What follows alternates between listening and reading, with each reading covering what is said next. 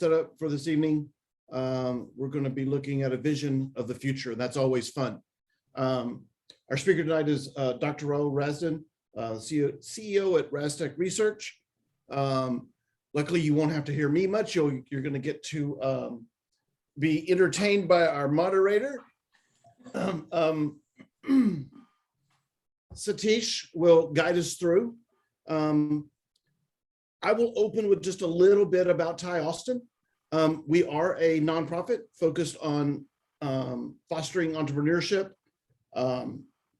mentoring, networking, incubation, and investing. We are a part of the world's largest entrepreneurial organization with over 15,000 members and over 61 chapters worldwide. We have specific initiatives around angel investing, young entrepreneurs, and women entrepreneurship. Please check us out at austin.thai.org. As a board member, I am required to say, hey, if you're not a member, please sign up. So that'll be the last pitch you have to hear tonight. Everything's going to stay muted during the call. Drop the questions during the Q&A. Once we get through, the recording will be posted out on the website. As a reminder, it is, I'm sure you got the notification when you hopped in that it's being recorded, but as a reminder, it is being recorded. A little bit about our moderator, right? Satish, founder and CEO of Actionable Predictive Analytics. A really solid guy. I'm not just going to read off there. Satish is one of my favorite people. We have very good, solid laughs. So you know, give him your full attention, and he will guide us all through with a smile. Our speaker, as I mentioned, is Dr. Rahul Razdan, seasoned expert. He is a writer. He knows all about autonomous vehicles. I know nothing about it, so I'm looking forward to becoming educated this evening. I'll stop before we get to the QA. I'm going to drop this slide off and hand it over to Satish and Rahul, and away we will go. Fantastic. Thank you, Will. Greatly appreciate it. Rahul, welcome to the webinar. Just a quick intro of Rahul Razdan. Full disclosure, I've known Rahul for 20 plus years, a dear friend of mine. He's a very unique person in that he's not only a researcher, he's a serial entrepreneur and a very good business guy as well. And that's a very rare combination in the industry. If you're able to do one of those three things, it's pretty laudable. And Rahul tends to do pretty much everything. So that's pretty awesome. So Rahul has been, you know, in various industries, but he started at DEC with DEC Alpha, and he ran a very large, about $400 million P&L at Cadence Design Systems, which is where he and I were colleagues. And he has had several entrepreneurial pursuits, very successful ones.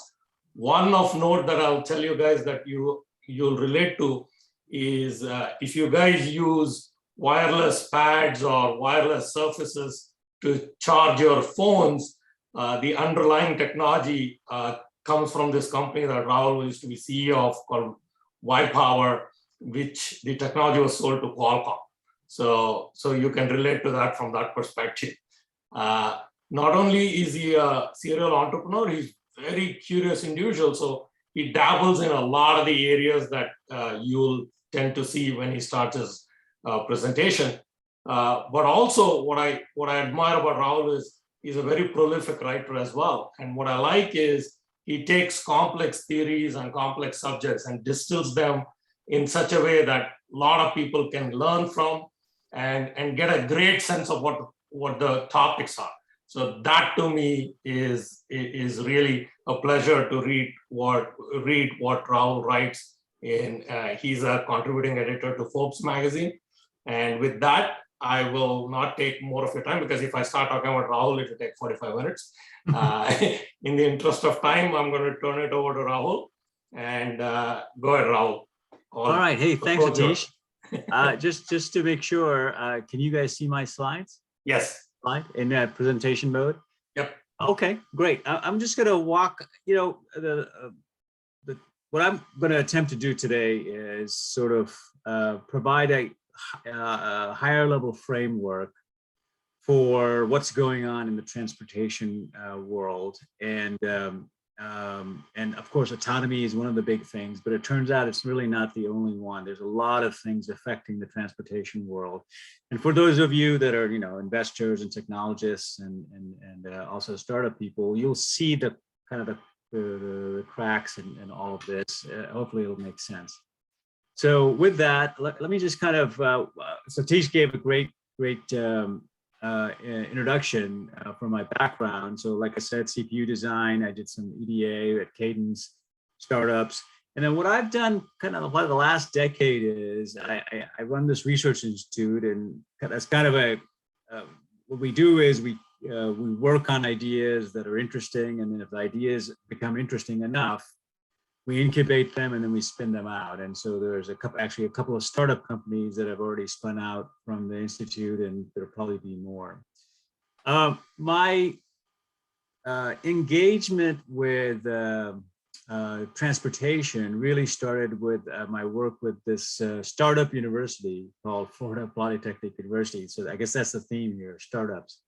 So this is a university that started in 2015. It's a public university. It's one of the 12 universities in the state of Florida system, like University of Florida, Florida State, and so on. But they decided to build a polytechnic, and I started engaging with the president of the university. And in that context, we started going down this path of building out a research institute in the area of autonomous vehicles, and specifically in the area of autonomous vehicles validation and verification. So there's a large research team that I built there. If you want to learn more about what I'm doing, I think these slides will be distributed for whoever wants them. Yeah. I've kind of shown some venues. So academic work, sort of journal articles, things like that. You can from IEEE, SAE, and so on. You can find on this website, abbc.net. That's actually a website where I run a consortium, which is an open source validation and verification for AVs software stack. Kind of, the equivalent of Linux, I suppose, in the OS space. If you're kind of more interested in technology, but I'd like to see the intersection with business and government and things like that, I've worked with SAE to do a series of reports. They're called edge reports. And the notion of these edge reports is to look at a particular area and ask the question, what's on the edge and what needs to be discovered, what needs to be done. And so if you go to that link, you'll find a number of these reports, including courses and books and things like that there. If you're really interested in sort of the guts of things like the semiconductor chain, connected to transportation and beyond, I also write on SemiWiki, which is sort of a trade rag, and EPS News, which is what the semiconductor purchasing guys look at. And a lot of my focus is on these long life cycle system products that are actually going to, as I'll try to demonstrate, going to become much more prominent going forward. And finally, for the general business audience, I write articles on Forbes. They're meant to have education. There's some that are humorous, at least to me, and some, of course, some opinion. So that's sort of just background information. I think if you want to start with transportation, then I have to, kind of what's so Rahul, let me quickly interject. Yeah. So we're going to keep this as sort of a discussion forum. So yes. So obviously I've read a lot of your Forbes articles, and you made some really funny references to be comparing AI to astrology and quantum mechanics and things like that. Yeah. But on a serious note, the one article that I really enjoyed was sort of three elephants in the room, right? About AV. So I want to make sure at some point in this presentation you'll address that and kind of talk through that. Yeah, so I certainly will. If I don't, please let me know. That was an article that garnered a lot of interest because it was one of those the emperor wears no clothes types of articles, and so those kinds of articles tend to grab that kind of attention. By the way, another article that grabbed a lot of attention is when I compared a Tesla to a donkey in terms of which is better as a clean alternative to transportation. I just want to point out 2 donkeys can make another donkey. You can't do that with Teslas. So let's kind of get to the baseline. That was supposed to be a joke. Let's go to the baseline of transport. So where we are in transportation, and so let's start with the consumer, right? So where we have automobiles, obviously a large fleet of automobiles that are sold every year, about 200 million on the road in the U.S. And the basics here are, from a consumer point of view, the average utilization of an automobile is very low. It's less than 4%. And if you think about your car, most of the time it's parked.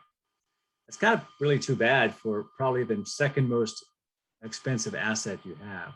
Mm-hmm. The other thing is that we have and this is US number, we have about 40,000 accidents, fatal accidents every year.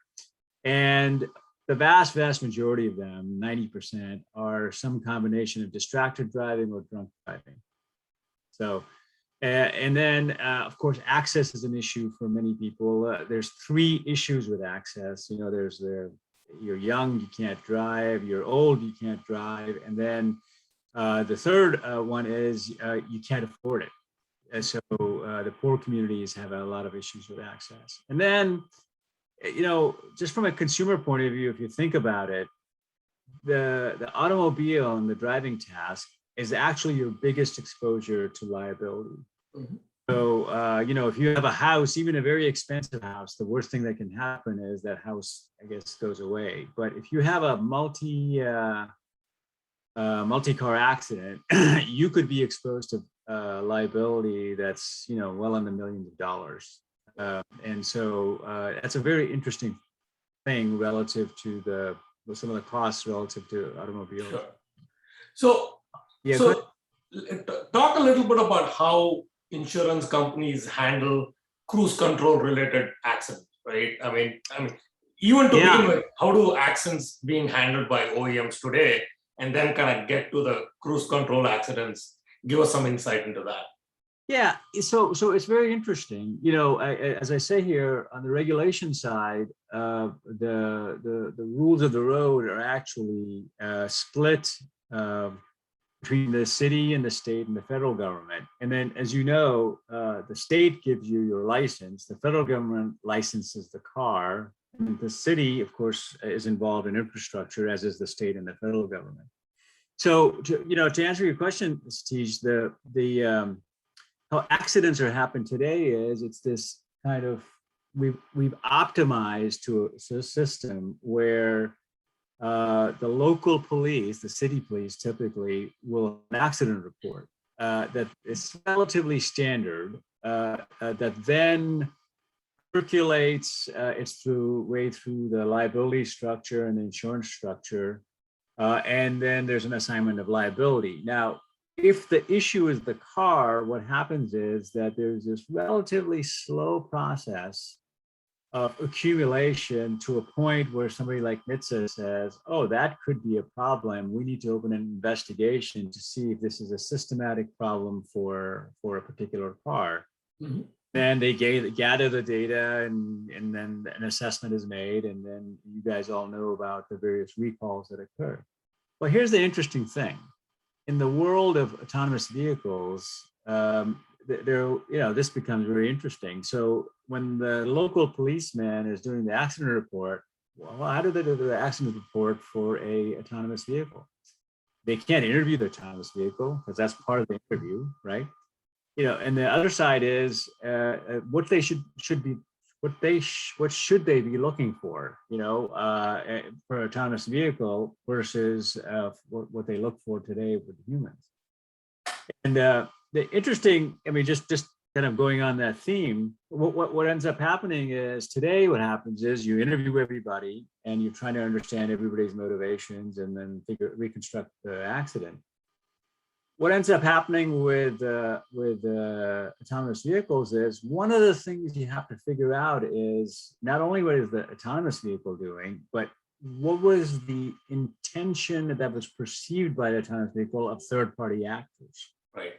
And so we have yet to figure this sort of stuff out in any reasonable way. So cruise control on ADAS, that's a very interesting question, because today all the companies will say that the liability all sits with the driver, okay? But this really hasn't been tested in the courts. Because on the other side, you of course have marketing, especially for somebody like Tesla, which says, well, it's pseudo autonomous. Yeah. And so the question will come at some point, the test case will be somebody that says, hey, I'm using an ADAS system, and here was my expectation, which you set based on your marketing, but you didn't fulfill. And so that'll be tested in the courts. I don't think it's been tested yet. And we'll see. The legal system moves slowly. By the way, connected to the legal system, yeah, just to talk about the bottom where we are today, there's this idea of driver liability and product liability. So Satish, would it surprise you to learn that even in the legal world, which you think of as very slow moving, there's actually a vast body of law that already accounts for autonomous objects. Wow, I didn't know that. Yeah. Yeah. Do you care to know what that is? Sure. Good. Yeah. It's equestrian law. So before we had cars, we had horses. Right. Of course, are autonomous relative to their driver. And there's a whole body of law, equestrian law, that talks about things like liability, where they say, well, if it's your horse and you directed it, then it's your fault. But if I startle your horse, then it may not be your fault. And stating that this notion of autonomy is already actually in a body of law out there, although it's not directly connected to the vehicles. Yeah. Yeah. Let's see, and then maybe the last thing is there's a kind of an interplay with the insurance guys. The accident attorneys and the insurance companies are actually symbiotic with each other. If one exists, the other probably wouldn't exist, right? So that's kind of the backdrop from a consumer point of view. Okay. From an infrastructure point of view, of course, if we look at logistics, we have things coming on container ships. Well, these days they're all backed up. We of course have air, and we have rail. But really, in the U.S., the vast majority of logistics are done through the trucking, through trucks. And there are different kinds of trucking routes. There's long haul across the country, this kind of thing, point, and then last mile. And this is all kind of optimized at a certain point, at least it was before COVID. And then you have obviously the connection between manufacturing and your house, which typically will go through a warehouse. And then if you're in the e-commerce situation, it will go directly to your house. If you're through a retailer, the retailer might be in the middle. That's kind of the logistics backdrop. And then on the infrastructure side, the road network, of course, is something it's a shared resource we all use. And interestingly, what it's funded by is with something called a gas tax. And of course, the question is, as the world goes electric, what does that mean for the funding vehicle for the road infrastructure? So that's an open question that people are struggling with right now. Also, from a utility point of view, the infrastructure is built around gasoline, and if you're looking at other fuels or charging, that's something one has to contemplate. And then finally, for electric utilities, if you're going to use an electric car for sustainability reasons, then it wouldn't be good if most of the electricity was actually built from coal. And in fact, that's really not the case. It's actually largely today in the US, it's gas, natural gas, and then there's a smattering of others with renewables growing. So that's kind of the background. I just wanted to give that background so we were all on the same page as we talked about what's coming. Right. That makes sense? So let me ask you this. So, US met Kyoto goals pretty quickly, right? Yeah. It's one of the first ones to do it. And so how did that happen? And also juxtapose that with what you anticipate with the Paris Treaty, right? That we entered. Yeah. Yeah, I mean, sustainability is a big issue, and climate change is a big issue. And what's really interesting is that these treaties, such as Kyoto and Paris, of course, the government folks spend a lot of intense energy on them. And you may or may not know, the audience may or may not know, that the US never signed Kyoto. Mm-hmm. But interestingly, the US was the first one to fulfill all of its requirements for Kyoto. And how that happened, Satish, was it's really innovation. So what happened was that the fracking revolution plunged the cost of natural gas, and as that cost plunged, utilities moved in mass away from coal to natural gas, and the result of that was all the goals were met. Right. And interestingly, I don't even know if Europe has even yet gotten there yet, but that's how the U.S. got there, as it were, unrelated to government interaction, right? And then Paris, it's sort of interesting, as you know, President Trump backed out of Paris, and it looks like President Biden's going to go back. But yeah, as I'll discuss, maybe similar to Kyoto, there are a whole range of really powerful sources that are flushing through the U.S. economy that are really fundamentally changing it, and we all see it. Virtualization. Right. The shift to renewables is happening, and so it would not surprise me at all. It's sort of that happens again. That the governments will never agree, the politicians will never agree, but it'll happen perhaps anyway. Make sense? Yep. Yeah. All right. Let me just okay. Now this is an important set of slides. So the question is, that's the backdrop. What's the big mega trend that's driving everything? And of course, the big mega trend is electronics, and just being a semi guy, I would say underneath that, semiconductors. So what I'm going to walk you through is kind of what I see as mega waves that shift through the economy, and of course that gives us insight into what may be coming. This first slide is trying to show the first wave of where electronics hit the economy, and this was the age of corporate computing. So this is mainframes, this is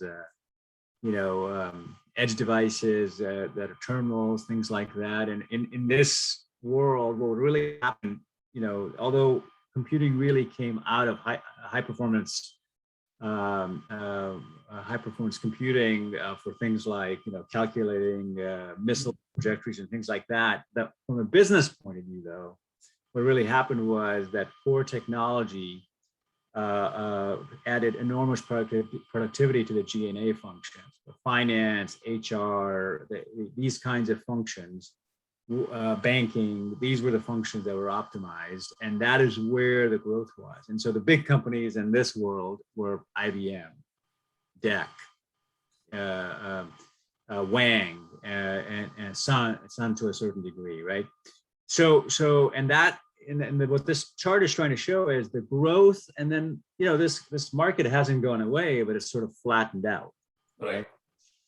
Okay. So the next kind of wave that came along was the edge, and that what I mean by the edge here is phones and laptops. Mm-hmm. And what the edge allowed you to do was reach your customer directly. And that as it were, simple or complicated thing between the edge and the internet, those two combinations, created the next wave, which we're actually in the middle of. So who are the winners here? It's from average. So, and what this did was it optimized the marketing and advertising and virtualization aspect of the economy. So who are the big winners? Well, of course, the people that provide the edge devices, Samsung, Apple, the people that provide the cloud resources, AWS, the people that provide the underlying platforms, Facebook, Google, and so on. And we're really in the middle of this. As I'll describe, this is just sort of, maybe we're in the fourth inning of this, because it's ripping through the economy right now in ways that I think we're all going to see. And kind of the next stage of this is further, we'll say we go on the further edge, which is now we're talking about these devices not just being with humans, but being embedded in devices. Some people would call it IoT, but it's IoT connected with machine learning and AI, and these combinations of things provide automated system and autonomy. And obviously an autonomous vehicle is an example of that, but all sorts of robots, smart buildings. This is kind of the next big wave that's coming, and we're really in the very early stages of it. Right now, I just I've lived through since the 80s. Yeah. And it's just coming from an EDA point of view, as an example. I saw the shift from nobody cared about power and design, it became the central driving factor of how performance and power. And what's interesting is when we get into this further edge, people are going to care about new things, just like they started to care about power and density and lightness. In this new world, they'll care about things like maintainability, because these things are out in the field and maybe they're out there for a number of years. And so, as an example, the cost of getting to something, and of course, the extreme form of this is a satellite, right? You can't get to it. The cost of getting to something is material, and so what that means is you have to design in such a way that you account for that. Right. We're seeing this shift right now, and there's a separate set of articles that I talk about. We call these long life cycle markets, but they have their own unique characteristics, and they're the ones that are really starting to grow, especially with the kind of the combination of sensors and AI and edge applications. Makes sense. So if you look at this, right, so we kind of live through these trends, like I said. And, in the audience, we have entrepreneurs and, people in the VC community. Touch upon a little bit about where do you see the opportunities as a consequence of these mega shifts, right? Yeah, I mean, so kind of there's the McKinsey guys sort of have a 3-tier version. There's Horizon 1, that's your core business. Horizon 2, things you're going to bet on, and the Horizon 3 is the things that are explosive but a little bit out there risky, right? So this is somewhat like that. So in the horizon, as it were, in the near term, all the growth is in this edge computing stuff. And I'll describe next.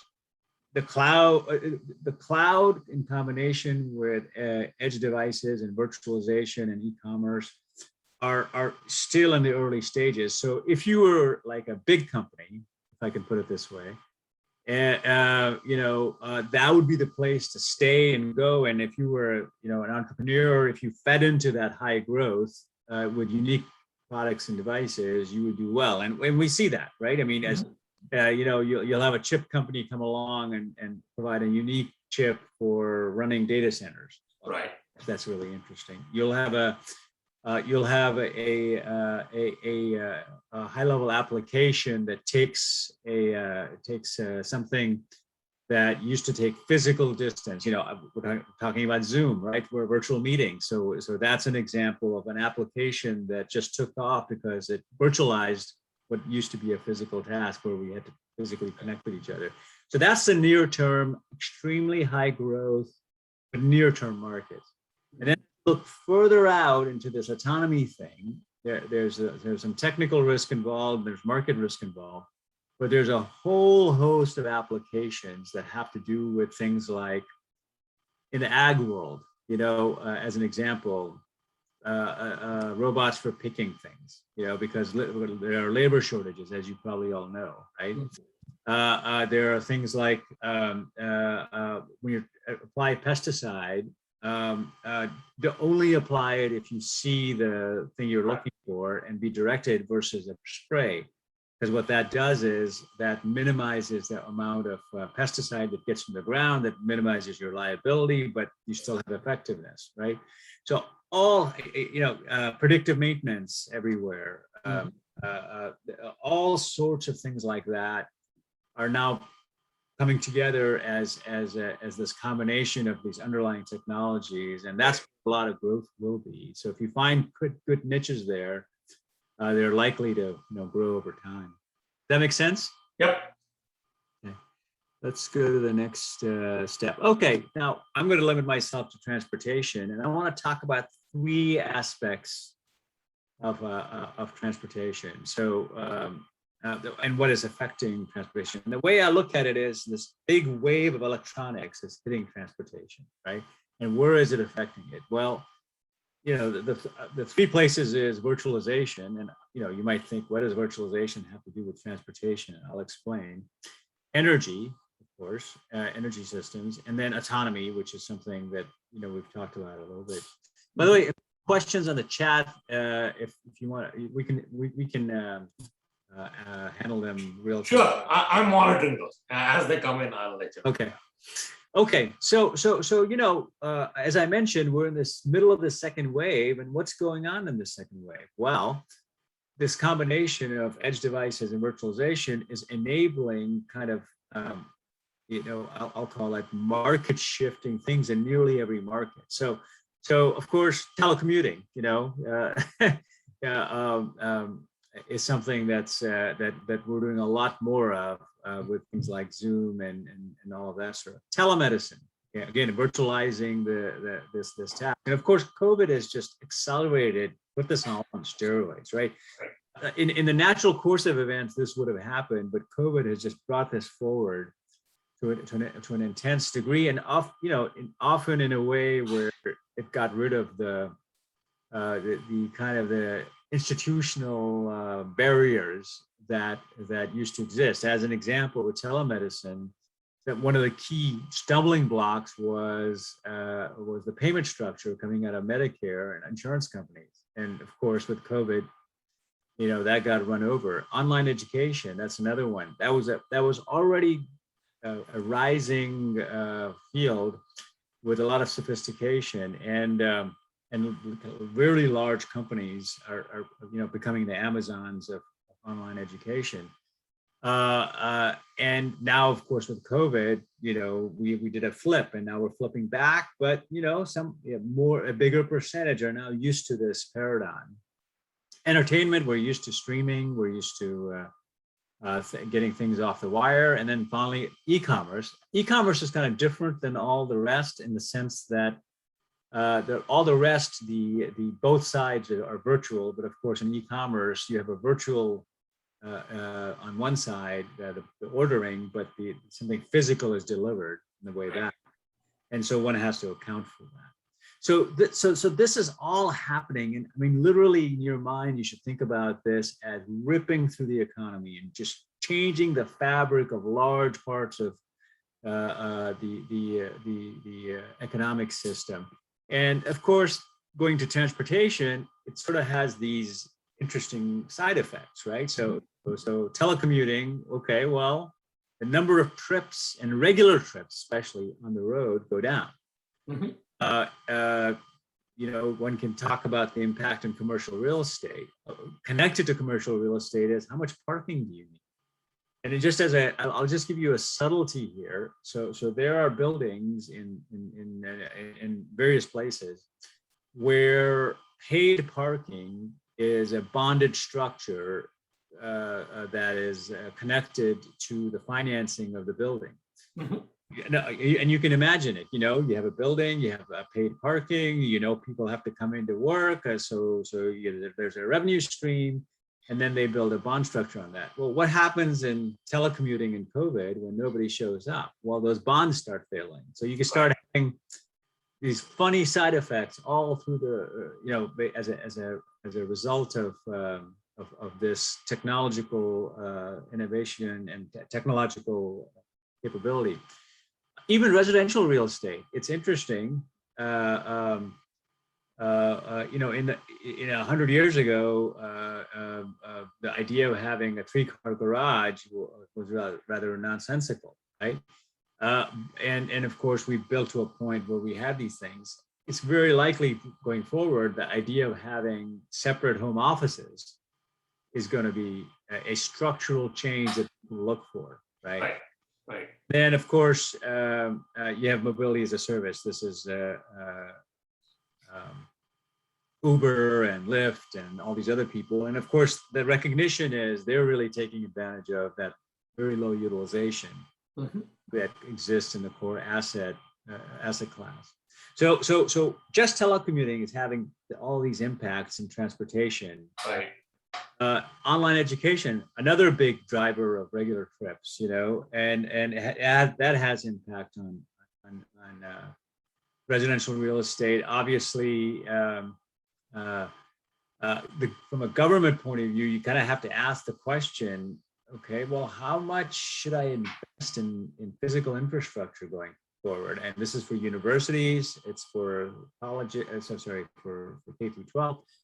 I can tell you, let's say in the state of Florida, the state of Florida has decided that they are pushing toward the online education for the flagship universities. You know, 20-30% of the hours, instruction hours, are actually online. Online, yeah, and continuing to go that way. Entertainment, you know, again, it has an impact on trips because, and it's also, we all are familiar with the impact on the media landscape of the internet and this virtualization. And finally, in telemedicine, you know, less trips. You don't have to have potentially, you know, these. There are these services that move people around to the doctor and other places. There's no need for that. In this context, it increases access, increasing healthcare efficiency. So the point being, just that second thing that I talk about, which is ripping through the economy, just for transportation, these are the kind of things that are happening. Right. And let me just keep going. Yeah, go ahead. Yeah. Okay. And so let's talk about then that was the impact relative to the consumer. Now, what about the impact relative to other sectors? So e-commerce, as an example, as I said, is an interesting one where you expect a delivery back. But the difference between e-commerce and other forms of delivery is that the customer is very latency sensitive. I mean, they order it, they want to see it as soon as possible. And so the logistics chain has been actually rearranging itself in order to account for that. And so you know, some of the things that are happening are things like edge manufacturing, right? So what's edge manufacturing? It's the idea that I keep feedstock at near the edge delivery point, the distribution point. And as an example, I will when you order a orange X, Y, and Z, what makes it orange is actually something right at the edge, and then I just ship it out to you, right? So it's like this. So what happens is warehouses are no longer just warehouses. They have to have this other kind of functionality, typically robotics driven. The more robotics driven it is, the more efficient it is. You know, we talked about this aggregation of the vehicle and the driver. It's Uber and Lyft, and with public transportation, and even with food delivery. Right. Pay attention to this aggregation for the following reason. So while trips are going down coming from all the things that I talked about before, we're actually shooting through the roof based on all these delivery situations. And in places like Singapore, for example, they're running out of drivers, literally running out of drivers. And so it starts, you know, technology again will start, you know, you can see how somebody looks at that as an opportunity and says, why do I need to move a multi-ton vehicle to deliver a pizza? So these kinds of things are sort of coming along. Yeah. So let me ask you this. This Yeah. aggregation sort of throws Yeah. up the question, you know, I look at this and my first thought is, will the demand for cars come down, right? Yeah. So what do you think, you know, all these OEMs are planning to do with this kind of aggregation happening in the I mean, just think if you're like the president of Ford or GM, right, Mercedes or something. Here's the world you see. You know, right, you have a current, you know, market that you're selling, yeah, and selling into. You got to figure. You have an issue of fuel source, electric versus gas versus diesel, right? Then you have an issue of how do I deal with autonomy? And by the way, meanwhile, like the core demand may be reduced for a traditional passenger car or truck because of the things that I talked about before. right, You have a very difficult job, and so you have to be agile and figure out, well, am I going to become one of these Ubers maybe? mm-hmm. Or the other thing that's likely to happen is because of this point-to-point increase in trips, the nature of the actual delivery vehicle, as it were, may change. So as an example, the traditional passenger movements and trips will likely go down, right, as we discussed, but there may be smaller form factor devices or vehicles. More practical, yeah. Yeah, delivery vehicles that will actually rise, and they will take care of a lot of these point-to-point delivery situations, especially for things like food and groceries and things like that. And just to, you know, like interestingly, the front lines of this might become something as esoteric as your mailbox, because if your mailbox could be, you know, just imagine either a mailbox or a local situation where you know, it had security, maybe it had refrigeration. Mm-hmm. You could probably set up a logistics structures on the backside, which could very efficiently deliver the things you're looking for. And it kind of would be like AWS, right? In the sense that if you said, well, okay, I want it tomorrow, but anytime tomorrow is fine, you could get one price. But if you said, well, okay, no, I need it now and I'm going to reserve it, you know, all of it, you get charged a lot more. So those ideas of server management from AWS are very likely to be applied in this world. And this aggregation is an important thing to pay attention to, because who will do this? Well, you know, it's much more likely Byte or somebody like that who has now a population of things to optimize is likely to do it versus, you know, a collection of individuals. Cool. Should I go to the next slide? Yep. Okay. How are we doing for time? Am I okay? We're still good. Yeah. Okay. So now let's talk about sort of the effect of this technology on things like system management, right? Mm-hmm. So traffic management is one of the areas that is very active. It's not a problem everywhere, but there are sectors, especially when they're limited by growth as well as limitation of space, where it has to be managed in a very direct manner. And by the way, as an example, where I am in Florida, that sector ends up being, you know, from Miami up to Fort Lauderdale. That is a sector where it's enormous population growth, but two highways, and because of the Everglades, very narrow. So people are trying to figure out, how do we, you know, manage traffic there? And dynamic tolling is one of the things that's likely coming.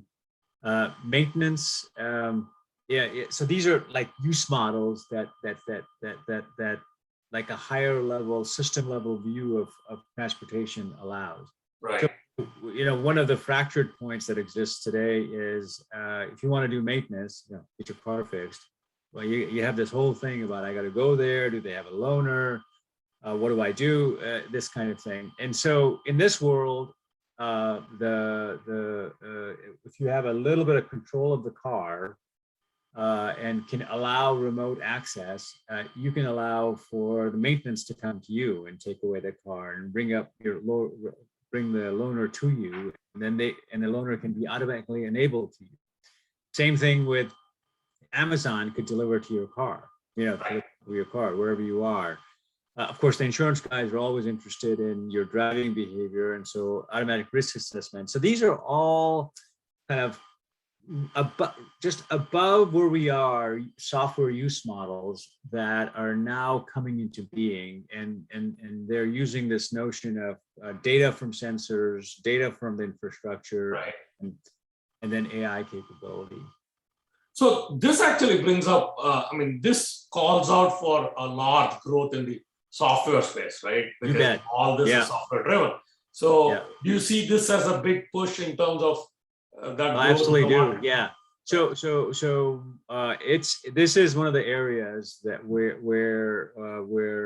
there's going to be a lot of growth, and you've already seen companies like I think Wejo and Autonomo. They've done stacks, and what they do is they take data from the OEMs and they curate it, and then they provide it for services above this infrastructure, and all sorts of people are finding all sorts of services that are useful in this context. And that's probably the next big interesting growth market, probably before autonomy becomes. Yeah. All right. So let's now shift to energy. Right. So electrification is something that's enabled by electronics. The interesting thing is the lithium battery, of course, comes from the electronics world, and the electrification of the transportation fleet is sort of sitting, as it were, on that core technology. The issues. The positives of electrifications, of course, are efficiency, cost to a certain degree, if you ignore the battery, especially maintainability. But of course, the issue is, okay, I need a charging network, and the charging network, as it were, was built for gas, right? So that's something that has to be figured out and handled, and an opportunity from an entrepreneur point of view. And there's a lot of things going on. On the utility side, we've been shifting from coal to natural gas to renewables. And as electrification hits the utility grid, there's a very basic question of how do you handle, the electrical grid, how do you handle all this capacity? And then one of the things that's kind of becoming obvious is that you can actually use the cars as in aggregate as and the car batteries, to be specific, as a way of managing the electric grid. And so there's these ideas of things like vehicle to grid. This is the idea of when I buy an electric car, when I buy a gas car, all I can do is drive it. Correct. Electric car, what I can do is I